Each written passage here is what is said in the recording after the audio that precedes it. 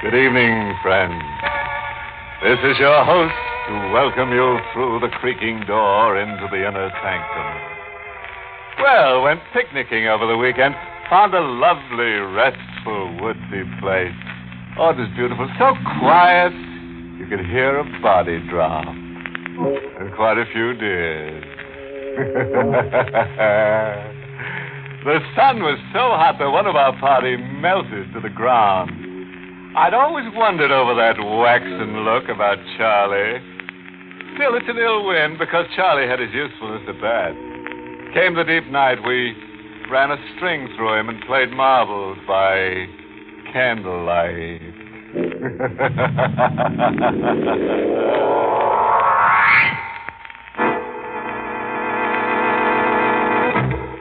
Tonight's Inner Sanctum mystery, Pattern for Fear, was written by John Robert and stars Everett Sloane in the role of Ludwig with Cameron Prudhomme as Larrabee.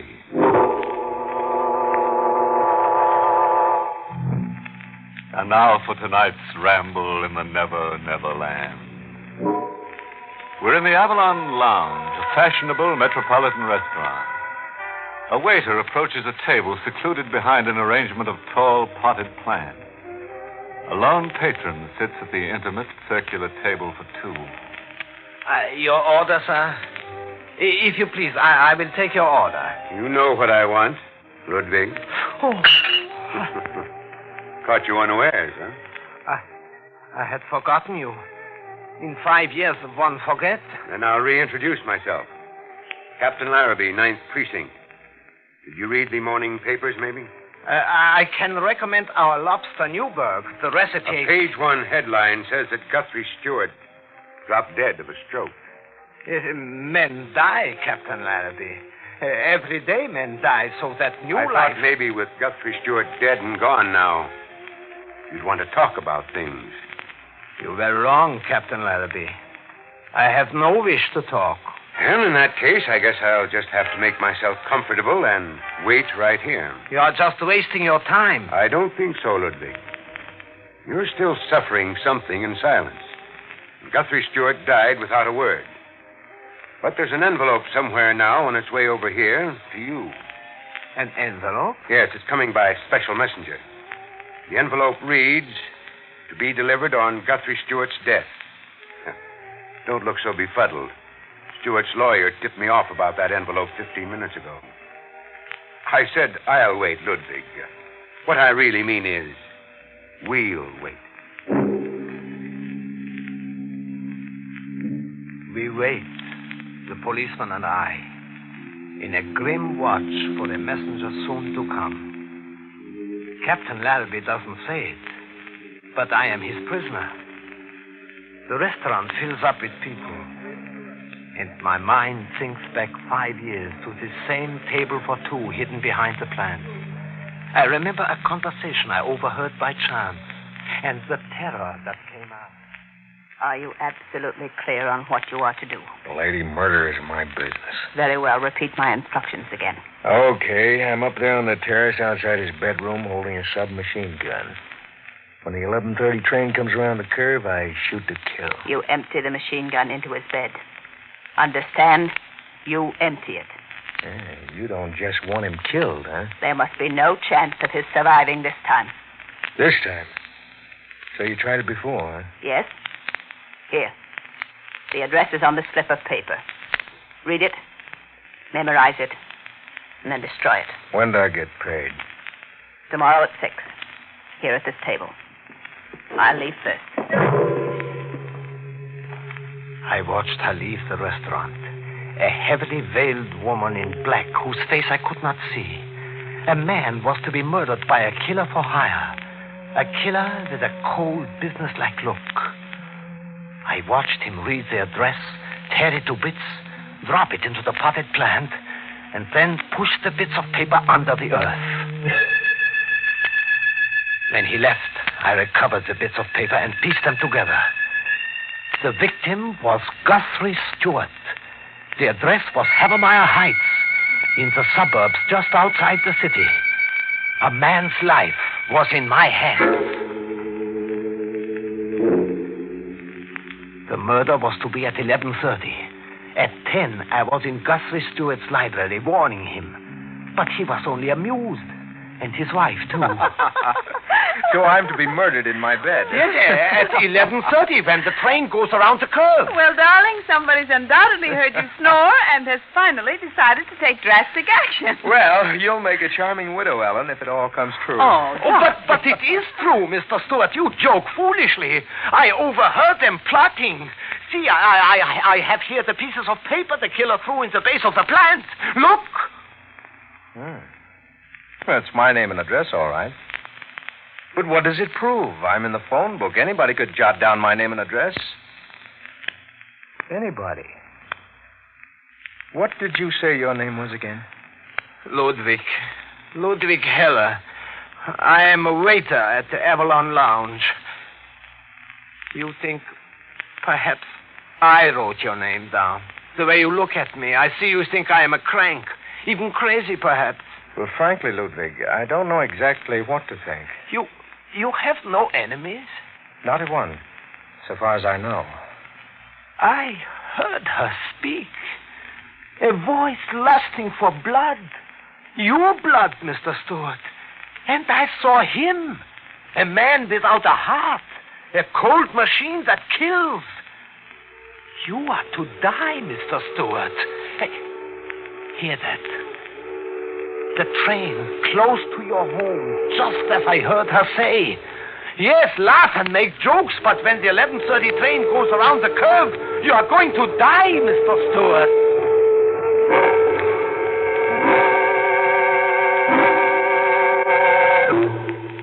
A man's life was in my hands, but I couldn't make the victim believe in his own approaching death. I went to the local police station to a Captain Larrabee. There I blurted out the story once more. I waited while he talked to Guthrie Stewart on the telephone. Yes, I got it. Yes, I understand, Mr. Stewart. Sure thing, I'll do just as you say. Look, Ludwig Heller. Look, Heller, I relayed what you told me to Guthrie Stewart. But I told you it was of no use to do that. He just laughs at it. He's not laughing anymore. As a matter of fact, he's hopping mad right now, and his missus, too. Hopping mad at you. At me? At you. He says if you keep peddling that fish story around, he's going to prefer charges of malicious persecution. He will prefer charges against me? Right. In fact, he left it squarely up to me. Now, you're to promise me you'll go about your business, whatever that is, if I'm to clap you in the clink for observation. He thinks I am crazy. He's sure of it. As a matter of fact, from the looks of you, I'm not sure you're not crazy either.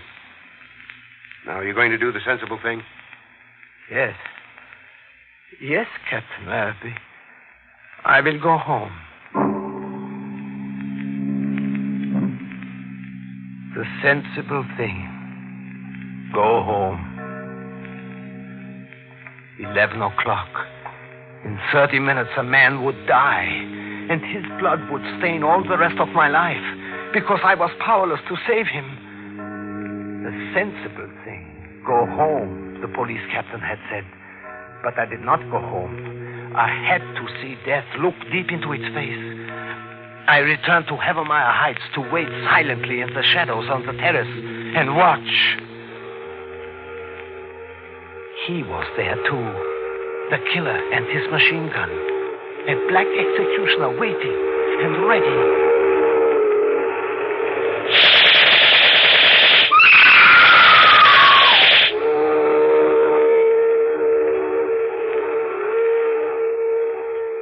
But Guthrie Stewart lived. I saw them in the pale moonlight on the terrace. A shaken man and a frightened woman, both in their nightclothes, armed and unharmed, seeking the assassin, but afraid to search for him. A moment later, I overheard him on the telephone talking with great excitement to Captain Larrabee. I don't want any publicity on it, but an attempt was just made on my life. Yes. Someone machine-gunned my bed while the 11:30 went around the curve. What? I wasn't in my bed. A dummy was machine-gunned. I fixed the bedclothes to make it appear that I was in bed, just in case that Ludwig person was really telling me something. I melted into the night like the killer had. Guthrie Stewart was safe. I had been spared his death. The sensible thing now was to go home. But I was to have another moment with the police that night. Walking along a tree-shaded road to a bus stop, a police car suddenly flew toward me, and I was ordered to halt. You there! Stop! But I didn't stop. Instead, I ran. I don't know why, but I ran like the wind. Stop or I'll shoot! Still I ran, faster than the bullets exploding behind me.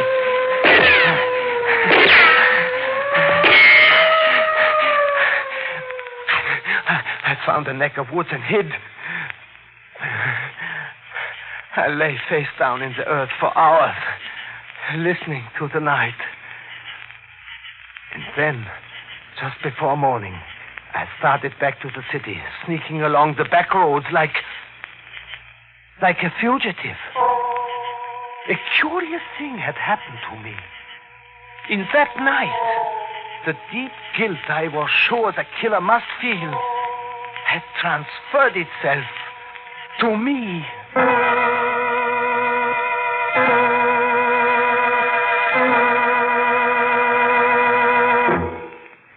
Well, Ludwig, the waiter, sure got himself one big tip to a slaughter.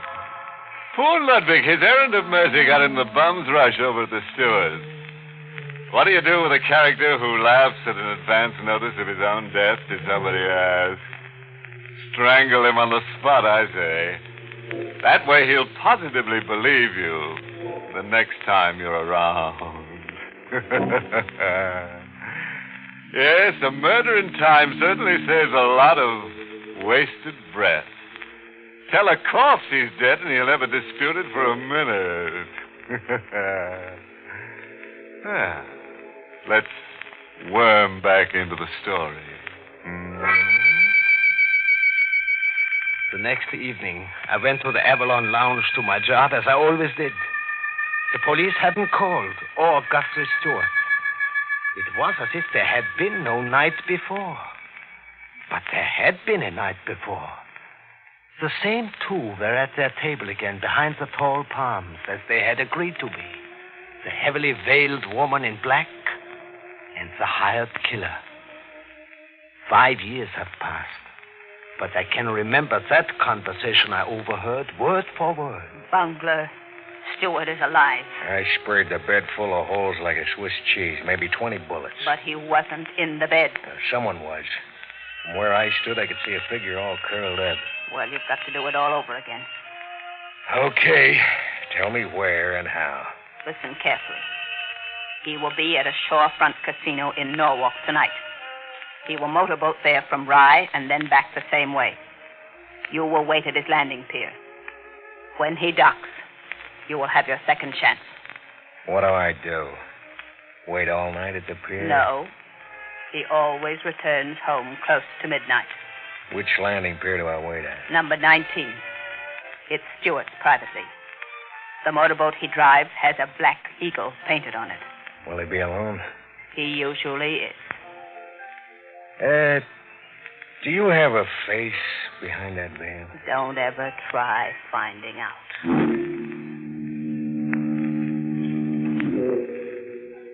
Guthrie Stewart's life was in my hands a second time, as if I had been appointed keeper of his destiny. I was there, too, with the fog curling around me just before midnight on the docks facing the Long Island Sound. I hid, but as before, the executioner stood in the fog and mist, not 20 yards away from me, waiting. There were midnight chimes, and on the water, moving closer, the sound of a motorboat returning to dock. The black eagle on the prow was hardly distinguishable. And then a figure stepped out from the boat to the pier. I saw the killer move, and I screamed, "Stewart, look out! There is a gunman!"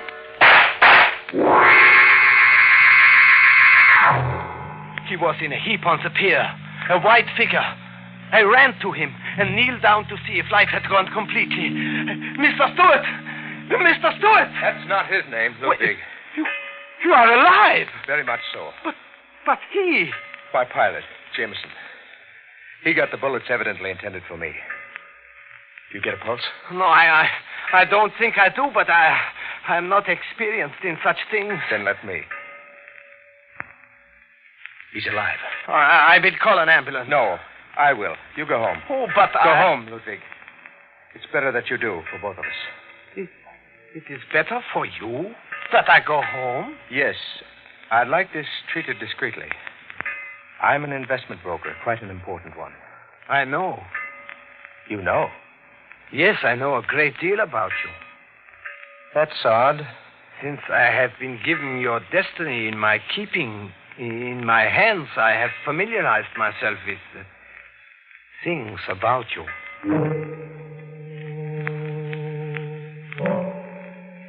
The next day, a heavy manila envelope came to the restaurant for me from Guthrie Stewart. The letter told me about his investment business, his social position, his fear of scandal and things. Besides the letter, there was a check. A $2,500 check for me. The police didn't come until the next night. Captain Larrabee took me to the station house. Guthrie Stewart was there, and Mrs. Stewart. Captain Larrabee was trying hard to understand things. Ludwig, who were you before you began waiting on tables at the Avalon, and before you started to overhear murder plots? I was just myself in the world. Oh, quit that kind of talk. I meant, what were you? A waiter. I have always been a waiter. Do you have a mental history somewhere? If you have, better talk up. Might help you out of a jam being mentally irresponsible. Okay, don't talk up. Mrs. Stewart. Oh, yes, Captain Larrabee. On this sheet, I have some of the speeches written. The speeches that Ludwig claims he's overheard that woman make. Now, please read them in your own natural-speaking voice.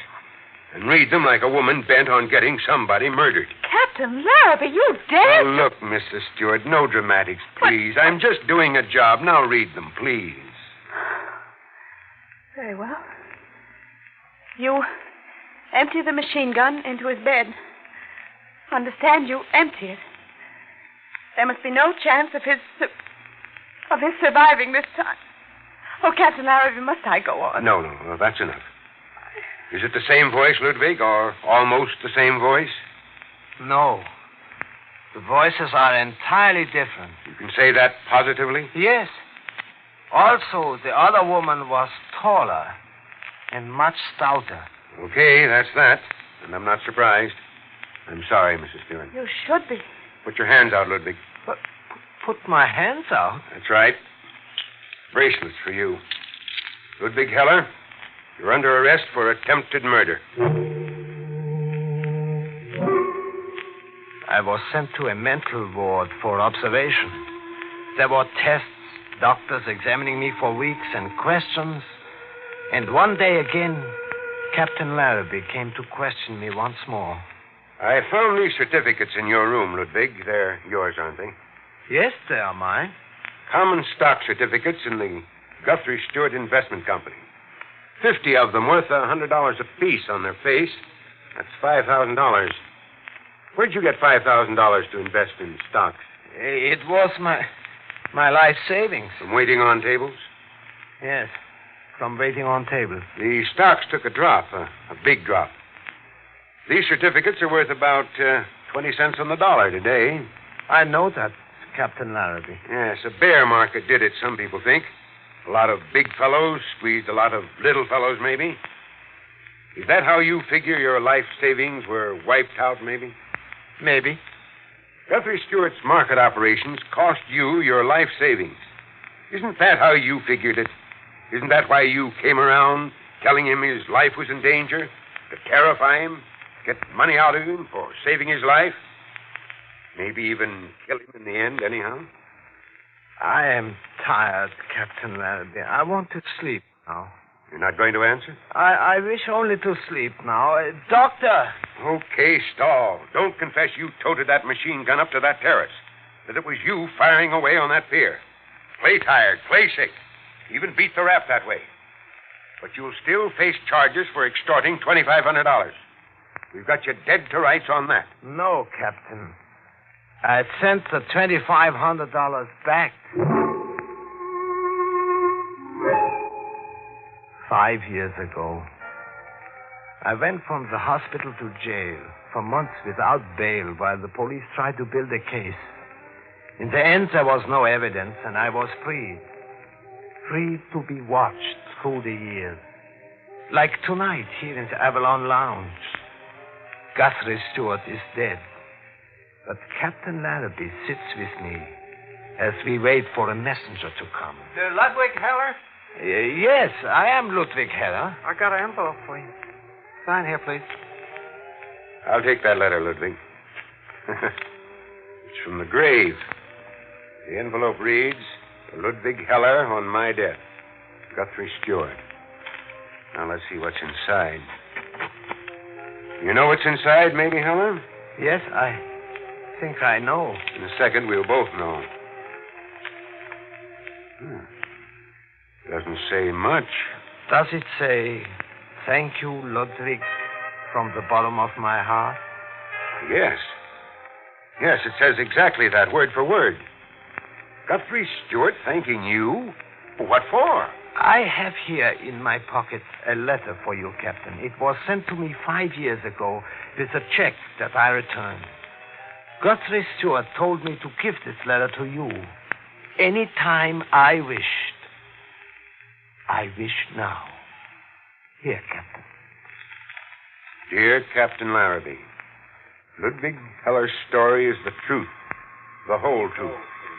The woman plotting my murder is Ellen, my wife.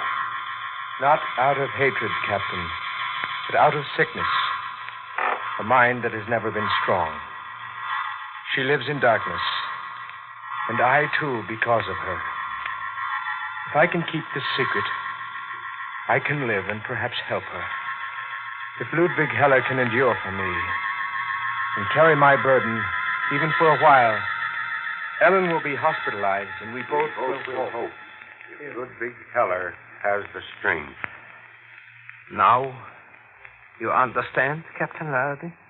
Those stock certificates I found in your room. We put them there for you to find, Captain. Guthrie Stewart and I. You did that? You took the kind of rap you did for Guthrie Stewart? For a fellow human in distress. Yes. You let yourself be slapped around, hospitalized, jailed, hounded day and night for years, all for an absolute stranger? For a reward, Captain. A great reward. Ellen Stewart was pronounced cured 6 months ago. I am not too young in years, but it has fallen to me, a mere waiter on tables, to bring a new life into the world. The life of Ellen Stewart. Ludwig. Yes, Captain Larrabee? Let's shake hands.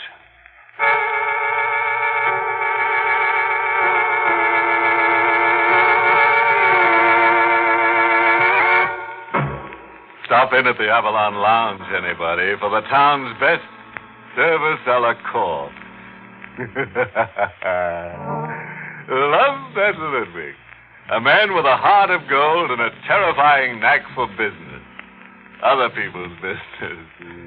Big-hearted Ludwig borrowed Guthrie Stewart's troubles and almost lost his own interest in living.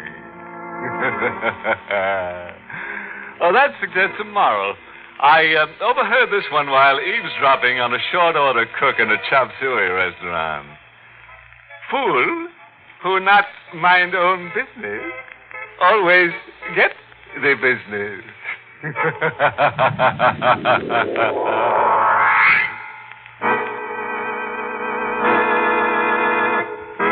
Inner Sanctum was heard in the United States over CBS, the Columbia Broadcasting System, and has been rebroadcast for servicemen and women overseas through the facilities of the United States Armed Forces Radio Service, the voice of information and education.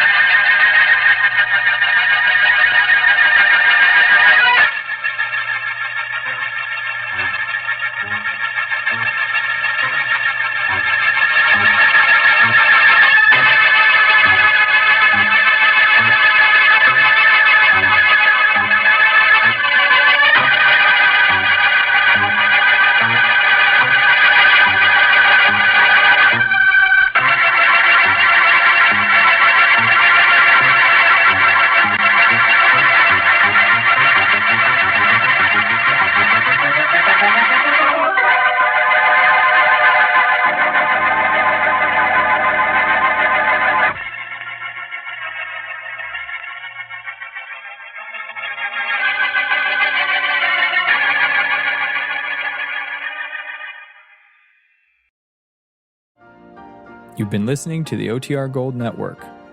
Find more classic radio at otrgold.com.